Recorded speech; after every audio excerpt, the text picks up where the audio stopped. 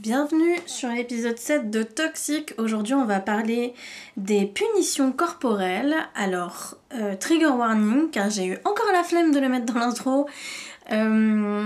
Aujourd'hui on va parler de punitions corporelles, donc on va parler de maltraitance physique envers des enfants. Et d'adultes qui parlent de leur traumatisme d'enfance. Donc si vous êtes sensible à ce genre de sujet, n'écoutez pas ce podcast. Voilà. Alors du coup, je crois qu'il y aura aussi des sévices sexuels. Donc si vous êtes aussi sensible à ce genre de sujet, s'il vous plaît, n'écoutez pas ce podcast. Et pour les autres, bienvenue. Bienvenue. Alors, petite introduction sur les punitions corporelles. Depuis juillet 2019 en France, on ne peut pas élever son enfant dans la violence, que ce soit la violence physique ou que ce soit la violence psychologique. Donc on proscrit les cris, les gifles, les fessées et tout type de punition corporelle. C'est illégal, bien évidemment, donc si vous avez été victime de violences corporelles quand vous étiez enfant ou que vous vivez en ce moment même des violences corporelles, vous pouvez tout à fait appeler les services sociaux à travers le numéro 119 qui est gratuit, qui n'apparaît pas sur les factures téléphoniques, donc il est totalement intraçable. Vous aurez un assistant social au téléphone qui pourra vous conseiller. Et vous pouvez aussi en tant qu'adulte appeler le 119 pour reporter une information inquiétante par rapport à des enfants qui sont maltraités. Donc si jamais vous avez une information inquiétante à donner aux services sociaux, c'est le 119 qu'il faut appeler. Cela étant dit, j'aimerais aussi préciser que j'ai fait plusieurs TikTok sur la gifle. Et les violences corporelles. Il faut savoir que les violences corporelles, ce n'est pas seulement quelque chose qui remet les idées en place d'un enfant. C'est d'ailleurs jamais le cas. Ça détruit le cerveau des enfants. Et si vous voulez plus d'informations à ce sujet, Pardon, mon chien s'est réveillé. Soit vous pouvez écouter mes TikTok, regardez mes TikTok sur le sujet, soit vous pouvez tout à fait lire les articles passionnants sur les punitions corporelles sur le site internet d'Alice Miller. Je crois que c'est www.alice-miller.com. Il y a plusieurs articles sur le sujet qui ne sont pas seulement d'Alice Miller mais aussi d'autres personnes. Donc si vous avez besoin de plus d'informations sur le sujet, il y a ceci. Il y a aussi Muriel Salmona qui fait de très bons... qui fait de très bonnes interventions, qui a fait notamment une intervention sur la sidération sur la chaîne YouTube de Marinette, qui a fait 2 vidéos sur la sidération et les agressions sexuelles. Encore une fois, si vous êtes sensible à ce genre de sujet, n'allez pas regarder, mais si ça vous intéresse, allez-y. Et voilà, je pense que cette introduction est faite et qu'on va pouvoir commencer. Alors aujourd'hui j'ai sélectionné 6 témoignages parce que j'ai vu que c'était le maximum que je pouvais faire en une seule fois, en un seul podcast. Et comme j'avais pas envie de faire 2 parties cette fois-ci, on va commencer par une première personne. Ok, alors qu'est-ce qu'elle me dit cette personne ? Coucou, j'ai un témoignage pour les 2 cas. Donc j'avais fait un sondage à la fois sur les sévices sexuels et pour les punitions corporelles. Donc elle me dit ça, cette personne. J'ai un témoignage pour les 2 cas, même si je me souviens pas de tout. Et heureusement, je pense pouvoir en parler. Et merci beaucoup d'aborder de tels thèmes. Pour ce qui est des punitions corporelles de toute petite, je me suis toujours fait punir avec une ceinture d'aussi loin que je me souvienne. Par ailleurs, ce qui est des autres punitions, j'avais des sévices sur la faim. C'est-à-dire que je n'avais pas le droit de manger le midi, le goûter et même parfois le matin. Mon frère, quant à lui, avait le droit au coup de pied avec des chaussures de pompier, donc les bonnes Caterpillar. Par ailleurs, ayant les cheveux longs bouclés jusqu'à mi-fesse pour les coiffer, ça a toujours été une horreur. Et oui, je pèse mes mots. Ma mère se faisait un malin plaisir de les démêler au peigne à poux en métal tous les vendredis soirs dans l'espoir qu'ils soient lisses et doux. Par conséquent, j'ai longtemps complexé sur la nature de mes cheveux, sans parler du fait qu'elle me scalpait la tête avec des petites dents en métal de ce peigne, les petites dents en métal de ce peigne, en râpant parfois la peau de mon crâne ou en griffant mes oreilles jusqu'au sang. Parfois, elle me giflait si j'osais pleurer. Pour ce qui est des sévices corporels, il y en a bien d'autres, notamment le fait de brûler la plante des pieds au briquet pour nous priver d'aller avec nos amis dehors pour prendre l'air dans le visage voisin littéralement. Sortir de la maison nous était impossible, surtout les samedis avec le Shabbat. Le Shabbat est une fête, une fête juive qui dure du vendredi soir au coucher du soleil jusqu'au samedi soir, il me semble. Et pendant le Shabbat, on doit se reposer totalement, normalement. Donc, on n'utilise aucune machine et aucune électricité. Je ne suis pas spécialiste de la religion juive, donc s'il y a des gens qui veulent laisser plus d'informations sur le Shabbat dans les commentaires sur YouTube, vous pouvez tout à fait le faire.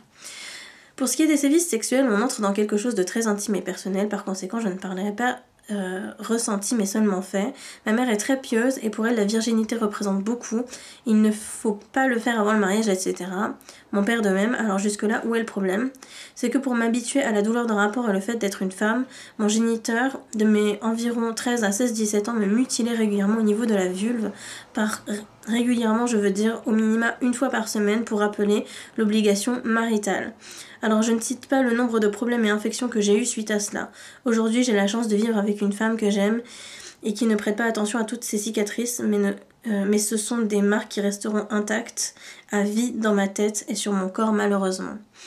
Alors, là on parle de sévices qui sont vraiment très graves, non seulement des sévices sexuels mais aussi des punitions corporelles qui n'auraient jamais dû exister. Le problème de la maltraitance, c'est que tout le monde est d'accord sur le fait qu'il ne faut pas maltraiter un enfant. Le problème, c'est que personne n'est d'accord pour dire ce que c'est que la maltraitance. C'est-à-dire que si un jour... Je me souviens d'un jour, j'étais dans une entreprise, j'étais salariée, et y a un gars qui me dit, j'ai vu le dernier post Facebook de notre patron hier, c'était une photo de lui, souriant, avec une batte de baseball, et derrière lui, il y avait la toute nouvelle PlayStation de ses enfants qui était cassée. Donc le gars, ce qu'il a fait, c'est que parce que il pouvait pas éduquer ses enfants, parce que il était trop énervé que ses enfants jouent à la console que lui-même a achetée, qu'il a offert à ses enfants, hein. Parce qu'il savait pas expliquer ça avec des mots, et qu'il n'arrivait pas à faire comprendre ça à ses enfants, et qu'il n'arrivait pas à imposer des limites, et bien il a tout simplement cassé ça. Et quand ce collègue m'a dit ça, je me suis dit mais on est dans la maltraitance pure et dure en fait. Et parce que la maltraitance n'est pas seulement physique, elle est aussi psychologique. Et montrer à ses enfants qu'on peut casser ce qu'on veut, c'est aussi un peu leur montrer qu'on peut les casser eux. Et menacer ses enfants avec une batte de baseball, je trouve ça quand même assez violent. Bon là c'est... on va encore un peu plus loin, mais ce que les gens ne comprennent pas, c'est que ça commence là.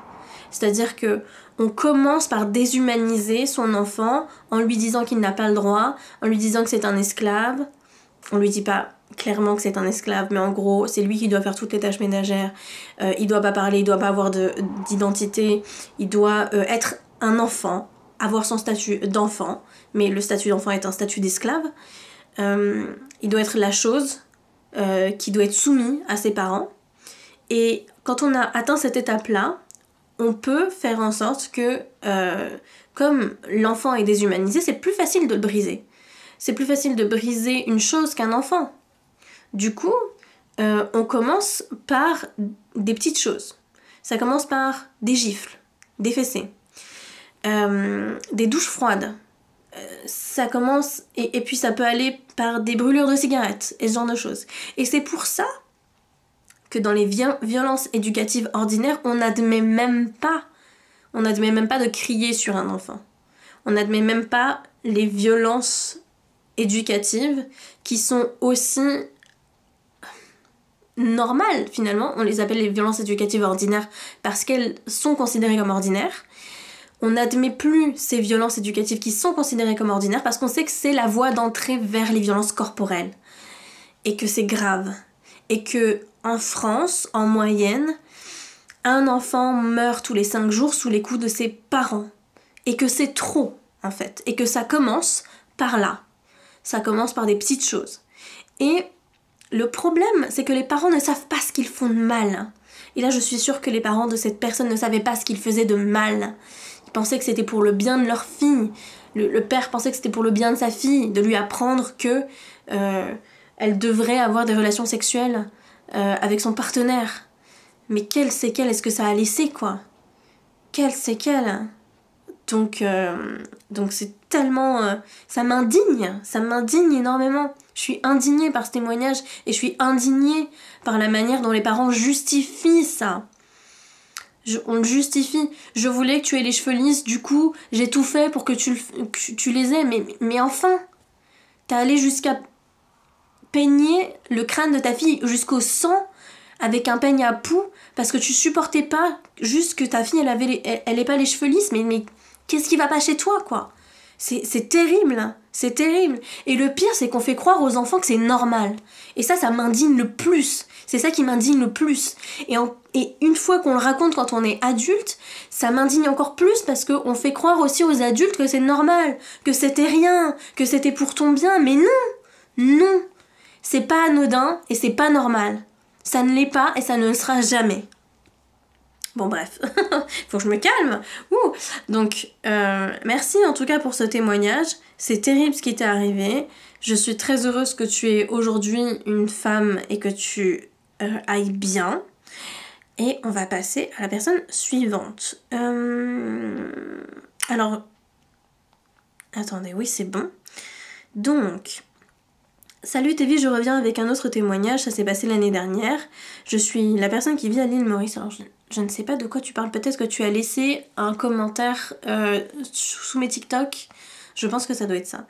L'année dernière, le 6 août, je me rappelle de la date parce que c'était la veille de mon anniversaire. Le 6 août, j'entends ma mère crier sur ma soeur, je suppose, sur moi, pour X raison, crie et menace. Je me lève de mon lit et je dis à ma mère que c'est pas bien ce qu'elle faisait. Et là, sans m'y attendre, elle commence à frapper en disant ne te mêle pas de comment j'éduque mes enfants. Frapper, le mot est trop faible. Elle lui a mis des coups de pied dans le ventre, des coups de poing. Elle a failli me jeter dans l'escalier. Je me suis défendue en la traitant de pute et j'ai crié. Même la voisine ne frappait pas ses enfants comme toi tu le fais. Et elle me répond que cette voisine est une personne qui n'est pas sur le droit chemin et que ses enfants non plus. Ma voisine n'est pas une personne très fréquentable. Moi, je fais ça pour vous remettre sur le droit chemin. J'avais des bleus partout et le visage très engourdi. Puis, elle s'est calmée, m'a demandé pardon pour ce qu'elle avait fait, mais j'ai pas cru une seconde à ses excuses. À ce moment-là, elle a dit de manière très douce, en me mettant une crème pour faire partir des bleus, et ça s'est passé le lendemain. Elle arrêtait pas de dire qu'elle était désolée. Mais je suis sûre que ça va recommencer un jour. Honnêtement, je sais plus comment réagir face à toute cette violence. J'ai personne à qui parler parce que la dernière fois que j'ai vu une psy, elle m'a dit que les petites tapes n'étaient pas graves. On parlait de la violence de ma mère.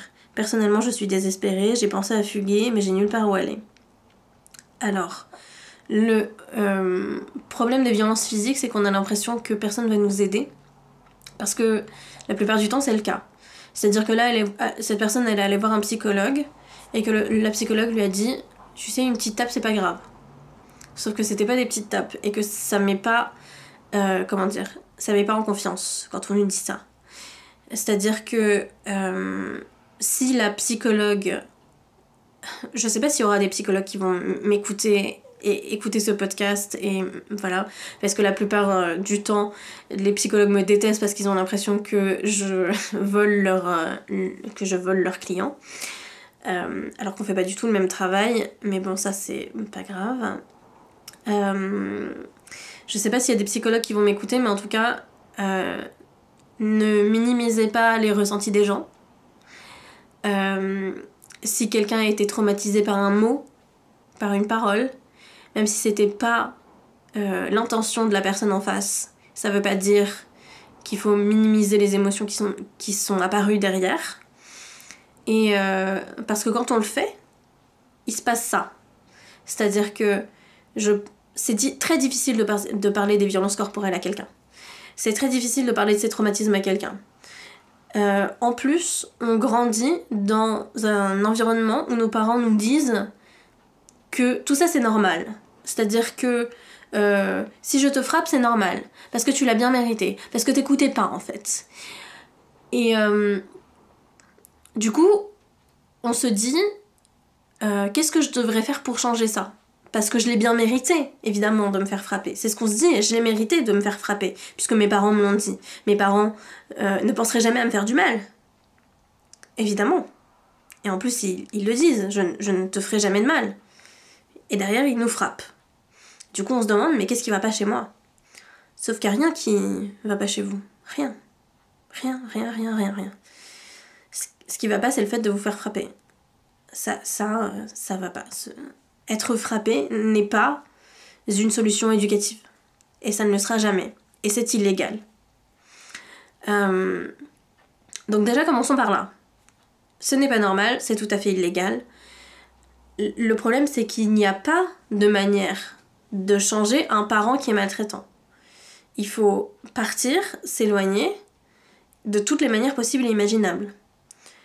Et si c'est en demandant aux services sociaux et en partant au foyer, ça sera en demandant aux services sociaux et en partant au foyer.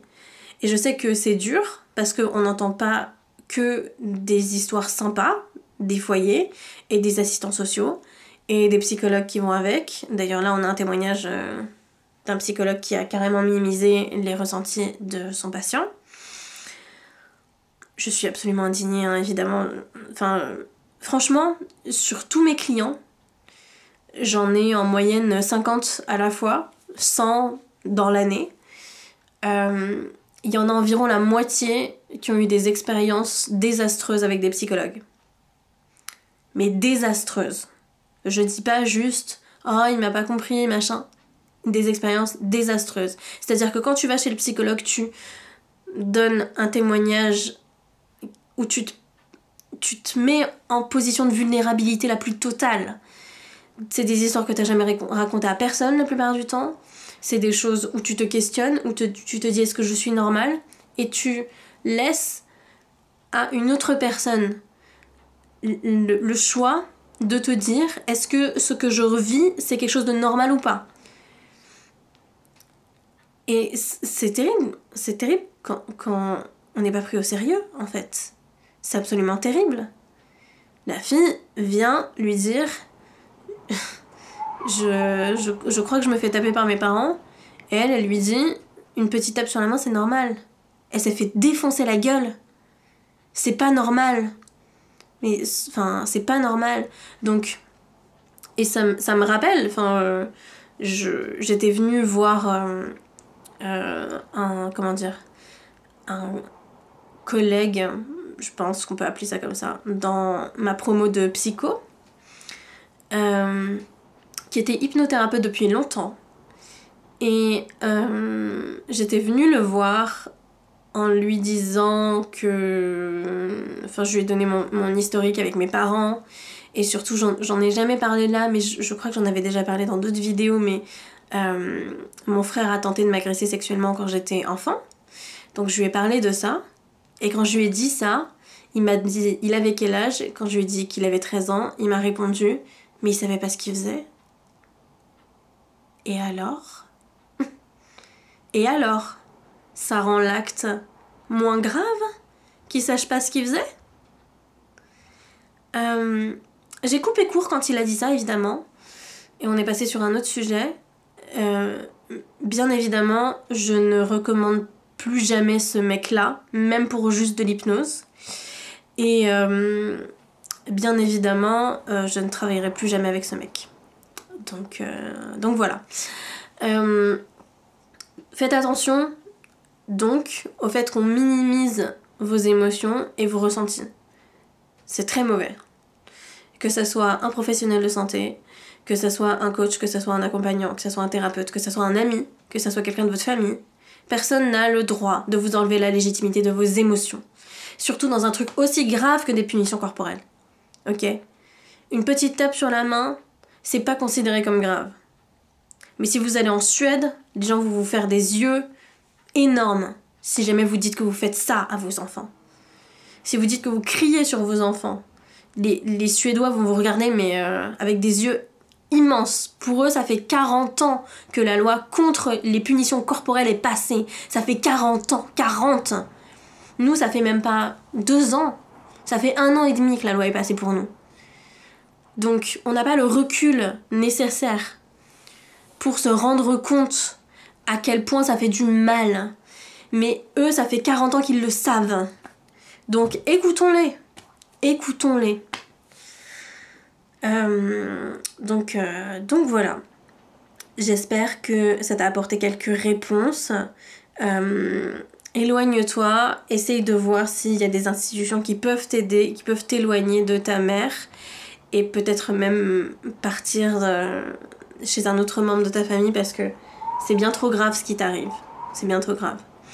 Et quand tu le racontes, eh ben, même si t'as l'impression que t'exagères, exagère. Exagère. Moi, je pousse les gens qui ont vécu ce genre de choses à arrêter de vouloir protéger leurs parents. Parce que là, c'est trop grave. C'est trop grave. Voilà, j'espère que ça ira mieux très très vite pour toi en tout cas. Alors, ah oui, nous avons aussi un témoignage. Ce témoignage est accompagné d'un enregistrement audio que je vais pas passer évidemment, qui est extrêmement choquant, avec des violences physiques. Donc voilà. Coucou Tévi, je ne sais pas si tu liras mon témoignage, mais j'avais besoin d'en parler. Surprise, si. Quand j'étais petite, ma mère me forçait à m'épiler les parties intimes, sachant que j'avais 7-8 ans et qu'à cet âge-là, on n'est pas censé se soucier de son apparence physique et encore moins du regard des gens. Je disais clairement que je ne voulais pas et je hurlais de douleur. Quand j'ai été hospitalisée en hôpital, j'ai pu parler de ça à des assistantes sociales qui ont ensuite convoqué mes parents. Ils ont évidemment nié les faits et quand je suis sortie de mon hospitalisation, ils m'ont traitée de menteuse, etc. Je n'en avais jamais vraiment discuté avec mon père, mais ce soir j'en ai eu le courage. Je savais qu'il dirait que je mentais, mais je voulais être sûre de moi et d'un côté j'avais besoin d'en parler. Il a commencé par essayer de me mettre le doute en disant que c'était mon souvenir modifié, puis quand il a vu que je ne me démenais pas, il a dit que c'était un mensonge. Et quand il a vu que j'étais toujours persuadée de ça, il a commencé à avouer, mais à défendre ma mère, comme quoi c'était tout à fait normal. J'ai enregistré la conversation, si tu veux, je peux te l'envoyer via WhatsApp. Et que je n'avais pas mon avis à donner sur ça, que ce soit au moment où ça s'est passé et même maintenant qu'ils sont mes parents et qu'ils font ce qu'ils veulent. Alors non, alors ça c'est vraiment un truc je réagis tout de suite avant même la fin du témoignage. C'est un truc que j'ai beaucoup trop entendu. Il n'y a pas de mode d'emploi pour être parent, on fait comme on peut. Faire comme on peut?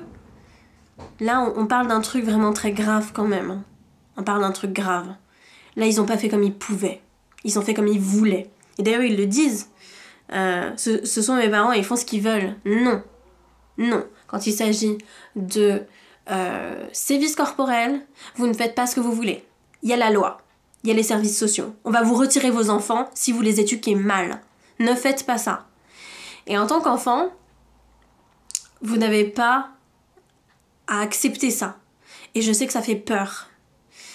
Parce qu'ils sont violents physiquement et qu'est-ce qu'ils pourraient vous faire? Cherchez de l'aide. Et ne vous découragez pas quand vous n'en trouvez pas. Il y en a quelque part. Il y en a. Bon, je continue. J'ai des parents extrêmement toxiques qui m'ont toujours rabaissé, insulté, critiqué, quel que soit le sujet, ma façon de penser, de travailler, d'être, de m'habiller. Ma mère est violente autant physiquement que psychologiquement. J'ai un enregistrement audio d'un jour où elle m'a lancé des assiettes dessus, alors c'est l'enregistrement dont je parlais plus tôt. J'ai une psy et j'ai essayé aujourd'hui de lui en parler mais elle ne m'a pas pris au sérieux et tout ce qu'elle me propose c'est de m'hospitaliser. Certes ça peut être une solution mais il y a un moment où je vais ressortir et mes parents ne changeront pas. Ils sont persuadés que ce qu'ils font et leur façon de faire est normale et que c'est moi la petite fille ingrate qui ne me rend pas compte de tout ce qu'ils font pour moi et de la chance que j'ai, alors que je me rends clairement compte. C'est juste qu'à aucun moment, et peu importe ce qu'ils feront, ça n'excusera jamais tout le mal et toutes les choses absolument horribles qu'ils m'ont fait subir. Tout à fait. Ça excusera jamais ça.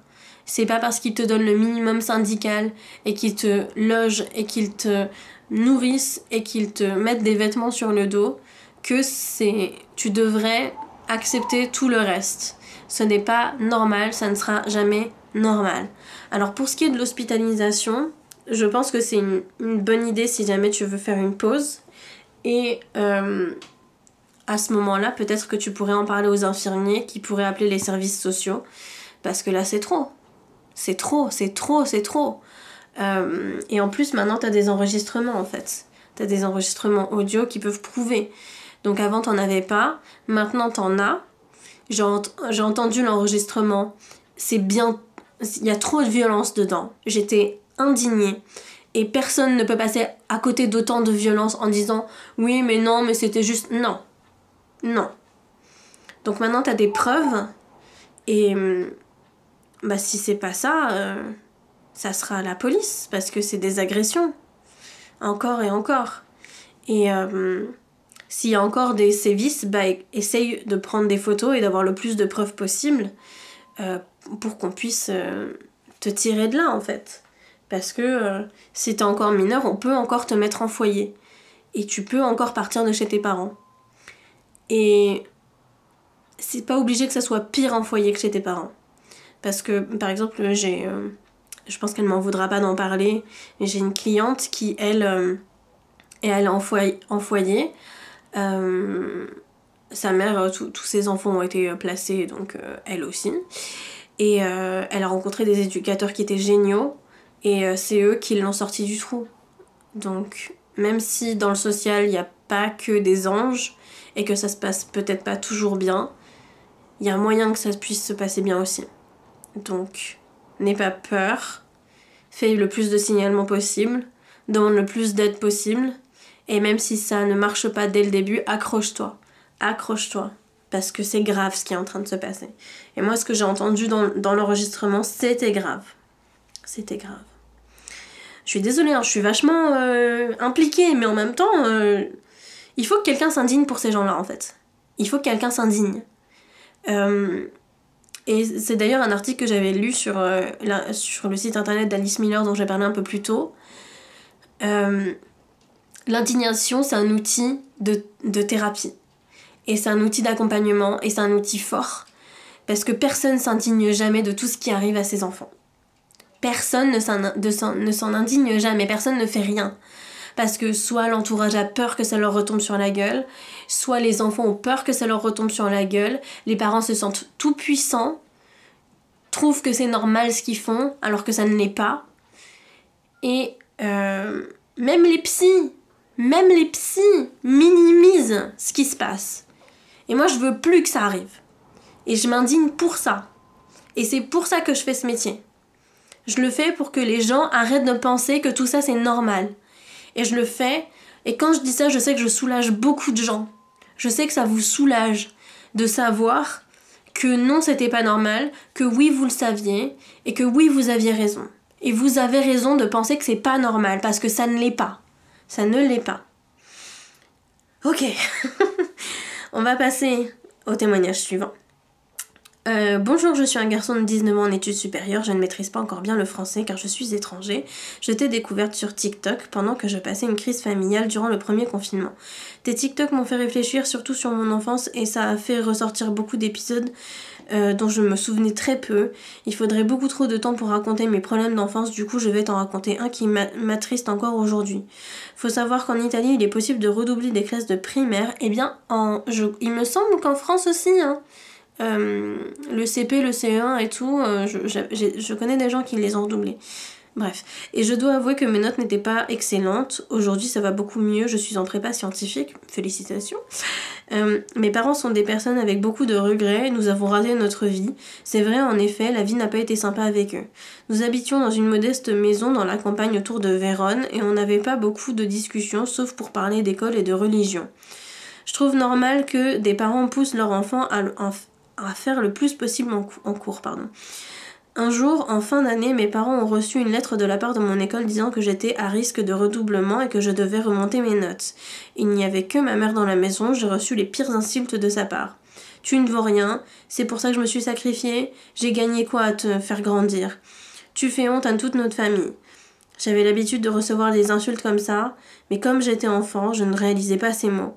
Elle m'a mis dans mon bureau avec un regard noir en me disant « Attends que ton père arrive, tu vas voir ». Mon père, en découvrant la lettre, il est resté en silence pendant 10 minutes derrière moi dans mon bureau. J'avais l'angoisse à ce moment-là, jusqu'à ce que j'ai senti sa main me serrer mon bras. Il m'a mis à terre en sortant sa ceinture de son pantalon et il m'a frappé. J'avais l'habitude de recevoir des coups de ceinture de sa part, mais ils m'ont jamais été aussi forts. qu'à ce moment-là. Ils n'ont jamais été si forts qu'à ce moment-là. Je criais le plus que je pouvais en essayant de me libérer de sa main qui me serrait si fort, mais rien à faire. Je voyais ma mère assise dans la chaise à côté en me regardant en silence. Au bout d'un certain temps, j'ai senti mon bras lâcher. Je ne voyais plus rien. Je fermais les yeux par peur et j'ai senti sa main me prendre le pied. Il m'a soulevé pour continuer encore à me frapper le plus fort qu'il pouvait. Ma mère disait de temps en temps « pas la tête », je me rappelle. J'étais la tête à l'envers sans même plus la force de crier. Quand enfin le cauchemar est fini, ils m'ont laissé par terre. Je me rappelle, je vomissais sur moi jusqu'à ce que je m'endorme. J'avais des traces sur le corps de partout et il m'imposait de m'habiller long et large à l'école pour couvrir les traces violettes sur tout mon corps. Ma mère, me voyant sortir en jardin avec un short, me disait « Où tu vas comme ça, t'as le corps tout tatoué ?» Et mon père qui laisse un léger sourire. Je pense que je vais m'arrêter là, c'est déjà assez long comme ça, et écrire tout le reste est impossible. En tout cas, merci pour tout le temps que tu prends pour faire tes TikTok ou même tes podcasts. Ils ont été de grands soutiens durant le premier confinement. Je voulais juste rajouter un truc. À ce moment-là, je ne pensais pas au fait qu'ils m'ont frappé. Je voulais juste qu'ils arrêtent de me regarder mal à longueur de journée et à me rabattre sur le visage à chaque truc qu'ils faisaient pour moi et que j'étais ingrat après tout l'amour qu'ils m'ont donné. C'est dur, hein. C'est dur. Je suis vraiment désolée pour tout ce qui t'est arrivé, c'est terrible. J'espère que t'es loin maintenant, j'ai l'impression que t'es dans un autre pays Et faut pas que tu y retournes, quoi. Faut pas que tu y retournes. Faut pas que tu y retournes. Vraiment, c'est terrible. Mais t'avais quel âge? Quel âge est-ce que t'avais? Mais t'étais en primaire. Donc t'avais quoi, 6 ans? Tes parents t'ont tabassé comme ça à 6 ans? Et ta mère, tout ce qu'elle a dit, c'était pas la tête? Mais ça va pas? C'est incroyable! Mais des parents comme ça, je suis indignée.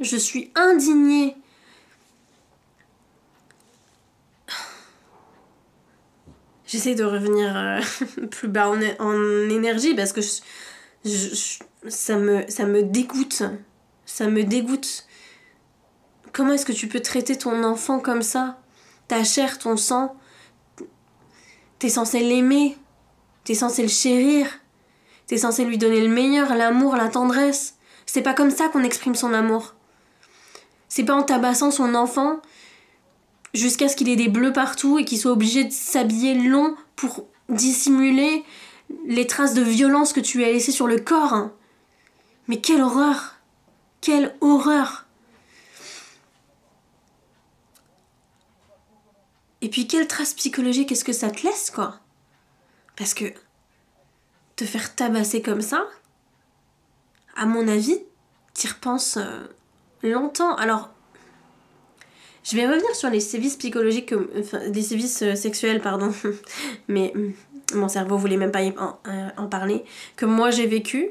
Ce souvenir de tentative d'agression de mon frère, je ne m'en suis pas souvenue pendant... ça m'est arrivé, donc il en avait 13, j'en avais 9. Ça m'est arrivé à 9 ans, je m'en suis souvenue, j'en avais 27. Donc, ouais, ça a mis un peu moins de 20 ans. J'ai mis un peu moins de 20 ans à m'en souvenir. Et je pense que je me suis rendu compte que c'était grave en 20 ans. Donc déjà là, c'est exceptionnel que tu te rendes compte que c'était grave. Parce qu'un enfant si petit, si tu lui dis « je te tape parce que tu le mérites », il va penser qu'il le mérite. Et je pense que t'as dû peut-être penser que tu le méritais. Tu méritais pas. Aucun enfant mérite ça. Quelle que soit la gravité de ce qu'a fait ton enfant, c'est un enfant. Il peut pas comprendre. Tu feras pas ton enfant parce qu'il a de mauvaises notes, et surtout pas autant. Jamais. Pourquoi, en fait? Pourquoi? Quel était le but? Et c'est pour ça qu'on n'accepte pas, même pas une gifle, même plus un mot plus haut que l'autre. C'est pour ça qu'on n'accepte plus ça, en fait, dans les violences éducatives ordinaires. Parce qu'on sait que ça peut dégénérer jusque là. Les parents, c'est des malades. C'est des malades, les parents de ces témoignages. Entre épiler sa fille à 8 ans... Oh! Qu'est-ce qui se passe dans vos têtes? Et un gamin, mais c'est quoi, 6-7 ans? Se faire tabasser jusqu'à en avoir des bleus, des traces violettes sur tout le corps. Mais vous êtes qui, en fait? Vous vous pensez tellement tout puissant, mais... Non, et j'espère que ça va leur retomber sur la gueule. Parce que c'est terrible. C'est terrible. Et même s'ils pensaient pas à mal en faisant ça, qu'ils pensaient que c'était de l'éducation... Mais enfin, quand tu vois ton enfant souffrir comme ça, t'as même pas une once de remords. Ça me dégoûte, quoi. Ça me dégoûte. Et déjà, je te félicite d'être arrivé en prépa scientifique avec tout ce que t'as vécu, parce que quand tu me dis que ça, c'est seulement le tip of the iceberg, le haut de l'iceberg, quand tu me dis que c'est juste une toute petite partie de toute ton enfance... Mais déjà, ça me fout un froid dans le dos, quoi. Si tu me dis que c'est juste un petit peu... Je sais même pas quoi te dire, c'est affreux. Et malgré tout ça, t'as pu arriver jusque-là, quoi. Putain, tu peux être fière de toi. Hein. Tu peux être fière. Hein. Parce que je sais à quel point ça peut détruire ce genre de choses, quoi. Donc bravo d'en être sortie. Et... j'espère que tu pourras passer par l'étape thérapie pour pouvoir te libérer de toutes ces pierres qu'il y a dans ton sac à dos, quoi, parce que ça doit être lourd à porter, tout ça. Ça doit être hyper lourd. Donc, déjà, bravo d'être passé par la case témoignage, ça a dû être vraiment difficile. Et je suis trop dans l'émotion, là, c'est vraiment dur pour moi. Même si je suis habituée, même si j'ai eu plein de témoignages comme ça dans ma carrière, j'aime pas trop dire ce mot, j'ai que 33 ans, dans mon parcours professionnel, j'ai pas perdu mon humanité non plus. Et même si je suis habituée, les émotions, elles font aussi partie du traitement, de l'accompagnement. Vous avez besoin de quelqu'un qui ait des émotions pour vous. Parce que personne n'en a eu jusque-là. Donc voilà. Félicitations d'en être sortie. Et félicitations d'avoir passé le pas, de m'avoir laissé ça. Parce que c'est très fort et c'est un premier pas qui est très important. Ok. On a plus que 2 témoignages pour aujourd'hui. Donc... une personne, c'est très court. J'aimerais avoir une réponse. Ma sœur de 3 ans se fait taper car elle fait pipi dans son pantalon et des fois ma mère se permet de la taper sans raison et moi des fois je lui dis d'arrêter et elle me sort « En quoi ça te dérange ?» Et des fois elle dit à ma sœur « Je vais te tuer si tu continues, je ne sais pas trop comment réagir. » Je sais pas si t'es en France mais il faut que t'appelles les services sociaux. On frappe pas un enfant. Jamais. Jamais, jamais, jamais, jamais, jamais. On frappe pas un enfant parce qu'il fait pipi au lit. On frappe pas un enfant sans aucune raison. On ne dit pas « Je vais te tuer si tu continues » à une enfant de 3 ans. 3 ans. T'imagines que si elle disait ça à un adulte, il pourrait porter plainte pour menace de mort. Pourquoi est-ce que c'est normal pour un enfant et pas pour un adulte ? La réponse est claire, ça ne l'est pas. Ça ne l'est pas. Et je suis désolée pour l'énervement, je m'énerve pas du tout contre la personne qui témoigne, je suis très énervée contre sa mère qui se permet de frapper une enfant de 3 ans. 3 ans 3 ans. Tu parles à peine à 3 ans. Ça fait 1 an que tu marches quand t'as 3 ans. 1 an et demi que tu marches. 3 ans, c'est un bébé, 3 ans. Elle frappe un bébé. Et le pire, c'est que ta sœur, si elle fait pipi au lit, c'est très probablement parce que ta mère la frappe. Je suis dégoûtée et je suis indignée. La meilleure chose à faire, c'est d'appeler le 119, là. Il va falloir appeler les services sociaux. Et tu seras éloignée de ta mère. Mais c'est mieux. C'est mieux. Parce que ta mère, elle menace de mort ta sœur qui a 3 ans. Parce que ta mère, elle frappe un enfant qui a pas de contrôle sphinctérien. Et si elle a pas de contrôle, c'est normal, elle a 3 ans en fait. Difficile d'être propre à 3 ans. Hein. Donc, bon. Le 119. Le 119, c'est un numéro qui est gratuit et qui n'apparaît pas sur les relevés téléphoniques. Ça sera complètement anonyme. T'auras une personne qui sera, une personne qui sera qualifiée pour recevoir ton appel. Et voilà. C'est très important que tu le fasses. Et que tu trouves quelqu'un qui puisse t'aider. S'il y a quelqu'un dans ton entourage aussi qui peut t'aider, à qui tu peux le dire, ça serait super. Je te souhaite beaucoup de courage pour traverser cette épreuve. Et j'espère que tu vas en sortir. Pauvre bébé, 3 ans, quoi. Ok. Dernier témoignage. Je vais finir avec 5 ans d'espérance de vie en moins avec tout le stress que je m'inflige. Mais bon, c'est pas grave. J'espère que ça aide la plupart d'entre vous, ok ? Bonjour, je m'appelle et j'ai 14 ans. Je crois être victime de maltraitance de la part de ma mère. Par exemple, lorsque je ne nettoie pas la table, elle vient dans ma chambre lorsque je dors et me gifle plusieurs fois sur le visage en me crachant dessus. Et ma sœur me dit que je le mérite. Voilà, du coup, est-ce que vous pouvez m'éclairer car je ne suis pas sûre. J'ai également des signes de dépression depuis plus de 6 mois. Je cherche refuge sur les réseaux en m'isolant. Ok. Je vais pas répondre tout de suite, mais je vais poser une question que je pose extrêmement souvent. Et j'aimerais que tu y répondes avec sincérité. Si je te disais que ma fille, de 14 ans, j'allais dans sa chambre la nuit pendant qu'elle dort, et je la giflais et je lui crachais au visage. Est-ce que tu trouverais ça normal ? À mon avis, non. Hein. Tu trouverais pas ça normal. Et tu me dirais que je suis une mauvaise mère. Et que tu vas appeler les services sociaux. Et je pense que c'est là qu'est... c'est là le problème. C'est que non seulement ta mère te dit que c'est normal, mais en plus ta sœur le dit aussi. Sauf que ça l'est pas. Pourquoi est-ce que ça serait normal ? Pourquoi est-ce que ce serait pas normal pour les autres et normal pour toi ? Ça ne l'est pas. Tu ne devrais pas recevoir de gifles, elle ne devrait pas te cracher au visage alors que tu dors. Mais enfin, quel genre de parent est-ce que c'est, ça ? Quel genre de parent est-ce que c'est ? On fait pas ça à une enfant. Et surtout pas parce qu'elle a pas fait la vaisselle. Quand un de tes enfants fait pas une tâche ménagère, tu vas le voir et tu dis bon bah t'as pas fait cette tâche ménagère, tu vas la faire maintenant.